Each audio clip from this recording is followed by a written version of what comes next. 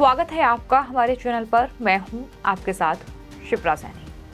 Hindenburg की report सार्वजनिक होने के बाद उद्योगपति गौतम अडानी की नेटवर्थ को बड़ा झटका लगा है। लगातार उनके शेयरों में गिरावट दर्ज की गई, जिसके चलते वो टॉप 20 लिस्ट से भी बाहर हो गए। सबसे अमीर शख्सियत में गौतम अडानी गिने जाते हैं, लेकिन जिस तरीके से उनके शेयर में लगातार गिरावट दर्ज हो रही है, उसके बाद वो दुनिया के सबसे अमीर टॉप 20 की जो लिस्ट है उससे भी बाहर चले गए। लेकिन अब धीरे धीरे कह सकते हैं कि गौतम अडानी रिकवर कर रहे हैं। जिस तरीके से आज उनके शेयरों में उछाल देखने को मिला और उसके चलते अब वो टॉप 20 की लिस्ट में वापस शामिल हो गए हैं और 17th पोजीशन पर वो आ गए हैं। आपको बता दें, अगर Forbes real time billionaires index के ताजा आंकड़ों पर गौर किया जाए तो आपको ये बता दें कि उद्योगपति गौतम अडानी की नेटवर्थ जो है वो अब 61.9 अरब डॉलर रह गई है। इतनी संपत्ति के साथ वो दुनिया के अरबपतियों की लिस्ट में खिसक कर अब 7वें नंबर पर पहुंच गए हैं। इस साल गौतम अडानी की संपत्ति में जो गिरावट आई है उनके लिए अब तक की जाहिर तौर पर सबसे बड़ी गिरावट मानी जा रही है। और क्योंकि अभी तक गौतम अडानी जो कि भारत के सबसे अमीर उद्योगपति थे, वो दरअसल दुनिया के भी टॉप 2 उद्योगपतियों में वो शामिल थे। और जिस तरीके से हिंडनबर्ग की ये रिपोर्ट सामने आई, इसमें जो तमाम बातें गौतम अडानी और उनकी कंपनीज के बारे में लिखी गई थी, जो उनके शेयरों को लेकर लिखी गई थी, उसके चलते कहीं ना कहीं इसका बड़ा असर देखने को मिला कि गौतम अडानी की नेटवर्थ जो थी वो घटती चली गई और उन्हें न सिर्फ टॉप 10 से बाहर होना पड़ा बल्कि टॉप 15 और फिर उसके बाद वो टॉप 20 से भी बाहर हो गए। लेकिन अब कहीं ना कहीं जो उनके शेयर हैं वो रिकवर हो रहे हैं, तो ऐसे में अब वो एक बार फिर जो है 17th पोजीशन पर आ गए हैं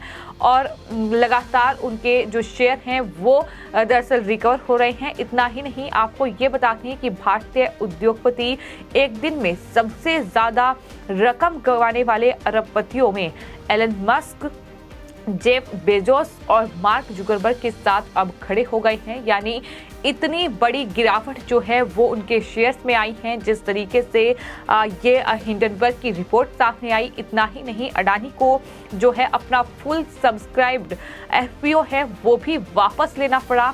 हिंडनबर्ग रिसर्च रिपोर्ट से निवेशकों के सेंटीमेंट पर जाहिर तौर पर इसका उल्टा असर देखने को मिला और उसने अडानी ग्रुप की कंपनी के शेयरों में सुनामी लाने का एक तरीके से काम किया। लगातार जो गौतम अडानी अब इस एक हफ्ते में नुकसान झेल रहे हैं, उसको अपनी कंपनी अडानी एंटरप्राइजेस का 20,000 करोड़ रुपए follow on public offer full subscribed होने के बाद भी वापस लेने पर वो मजबूर हुए। उन्होंने एफपीओ वापस लेते हुए इसकी बड़ी वजह बताई और खुद बयान जारी करते हुए गौतम अडानी की ओर से ये कहा गया कि हमारे निवेशकों ने मुझे बनाया है और हम उनका किसी भी तरह से नुकसान नहीं करना चाहते हैं।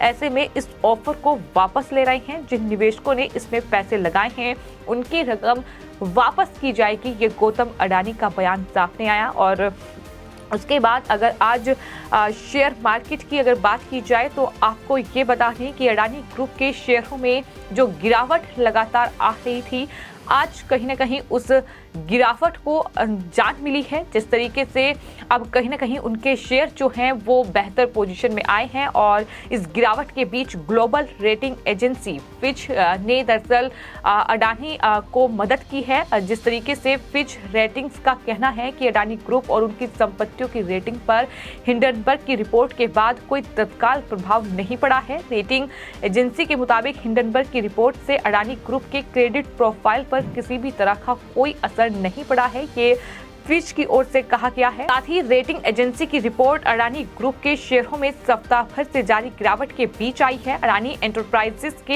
एफपीओ को वापस लेने के बाद ग्रुप की कंपनियों के शेयर में गिरावट और तेज हो गई थी, लेकिन फिच का साथ मिला, जिसके बाद अब कहीं न कहीं वो अपने जो उनके शेयर में गिरावट दर्ज की गई थी, अब लगातार उसमें कहीं न कहीं उछाल देखने को मिल रहा है। फिच ने यह भी कहा है कि लगातार हम मॉनिटरिंग कर रहे हैं, रेटिंग एजेंसी ने यह भी कहा कि ग्रुप के कैश फ्लो पर किसी भी तरह का असर नहीं हुआ है।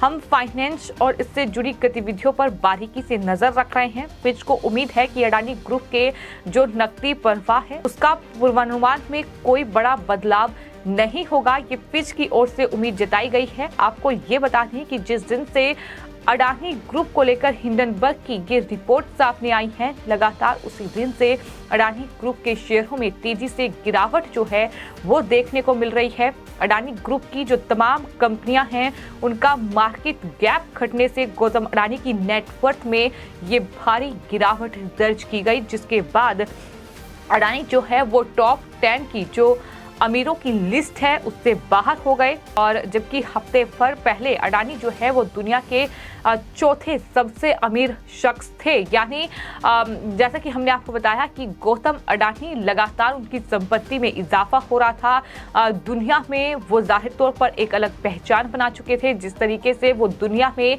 सबसे अमीर लोगों की सूची में वो शामिल हो गए थे और दूसरे नंबर पर भी वो पहुंच गए थे। लेकिन जैसे ही कि हिंडनबर्ग की रिपोर्ट सार्वजनिक हुई, वैसे ही गौतम अडानी का साम्राज्य जो एक तरीके से कहीं ना कहीं उन्होंने बना लिया था वो इस तरीके से गिरता नजर आया कि एक के बाद एक गौतम अडानी को ये तमाम फैसले लेने पड़े और लगातार उनके शेयरों में जो गिरावट दर्ज की गई उसके चलते ही वो अब 17th पोजीशन पर पहुंच चुके हैं। हालांकि वो 22वें स्थान पर पहुंच गए थे, लेकिन एक बार फिर से कहीं ना कहीं उनके शेयरों में सुधार देखने को मिल रहा है, जिसके चलते अब एक बार फिर से कहीं ना कहीं उम्मीद है कि वो टॉप 10 में शामिल होंगे। लेकिन अभी फिलहाल अगर बात की जाए तो गौतम अडानी की नेटवर्थ में सुधार देखने को मिला है, जिसके बाद वो अब टॉप 20 की लिस्ट में शामिल हो गए हैं और 17वीं पोजीशन पर वो पहुंच गए हैं। आपको ये बता दें कि अडानी के स्टॉक्स यानी शेयर जो हैं वो लगातार गिर रहे हैं, जाहिर तौर पर जिसके चलते उनकी संपत्ति लगातार घट रही है। इस साल 2023 में अब तक उन्हें जो है 59.2 अरब डॉलर का नुकसान झेलना पड़ा है और इसमें से 52 अरब डॉलर महज बीते 10 दिनों में साफ हो गए हैं। तो इस तरीके से कहीं ना कहीं उनकी नेटवर्थ जो है वो गिरी है और यही वजह है कि वो टॉप 10 और टॉप 20 अमीरों की लिस्ट से बाहर हो गए थे।